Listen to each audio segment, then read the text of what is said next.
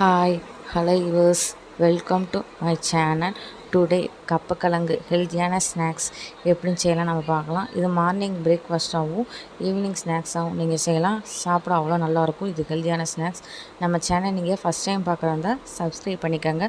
கூடயே இருக்கிற பெல் ஐக்கானை கிளிக் பண்ணிக்கோங்க. அப்படின்னா தான் நம்ம போடுற வீடியோ உங்களுக்கு உடனுக்குடனே வரும். கப்பக்கிழங்கு ரொம்ப வெரி சிம்பிள், ஈஸியாக செய்யலாம். இது செய்கிறது வெரி ஈஸி. இது ஹெல்த்தியான இது கூட. இது குழந்தைங்களுக்கு நீங்கள் செஞ்சு கொடுக்கலாம். வீட்டில் இருக்கும்போது நீங்கள் செஞ்சு கொடுக்கலாம். நல்லாயிருக்கும் இது. ஃபஸ்ட்டு கிழங்க நான் இது பண்ணி உரித்து எடுத்துக்கிறேன். உரித்து எடுத்துகிட்டு இந்த மாதிரி உரித்து எடுத்துக்கோங்க. குட்டி குட்டியாக நறுக்கிக்கோங்க. நறுக்கிட்டு தண்ணி ஊற்றி நல்லா 2 டைம் வாஷ் பண்ணிக்கோங்க. வாஷ் பண்ணிவிட்டு இப்போ நான் அதை குக்கரில் போடணும். குக்கரில் போட்டு தண்ணி தேவையான அளவு தண்ணி ஊற்றி உப்பு தேவையான அளவு போட்டு குக்கரில் மூடி ஒரு 3 விசில் விடுங்க. 3லேருந்து 4 விசில் விடுங்க. விசில் விட்டு இப்போ இந்த வெந்துருச்சு பாருங்கள். இந்த காட்டுறேன் பாருங்கள், எவ்வளோ வெந்துருச்சு பாருங்கள். பார்க்க எவ்வளோ இதாக இருக்குது. இந்த குத்தி காட்டுறேன் பாருங்கள் எவ்வளோ வெந்துருச்சுன்ட்டு.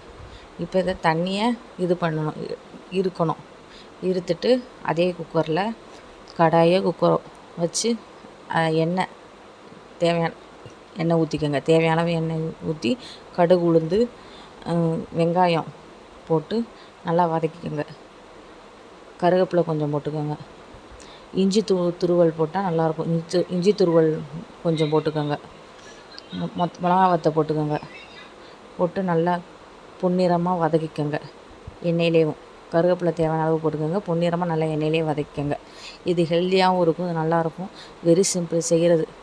இப்போ நம்ம எடுத்து வச்சுருக்க கப்பக்கிழங்கு இருக்கு இல்லையா, தண்ணியை வடிச்சிட்டு எடுத்து வச்சுருக்க கப்பக்கிழங்கு இருக்கு இல்லையா, அது இதில் ஆட் பண்ணிக்கோங்க. ஆட் பண்ணிவிட்டு நல்லா ஃபுல்லாக கிளறி விட்டுக்கோங்க.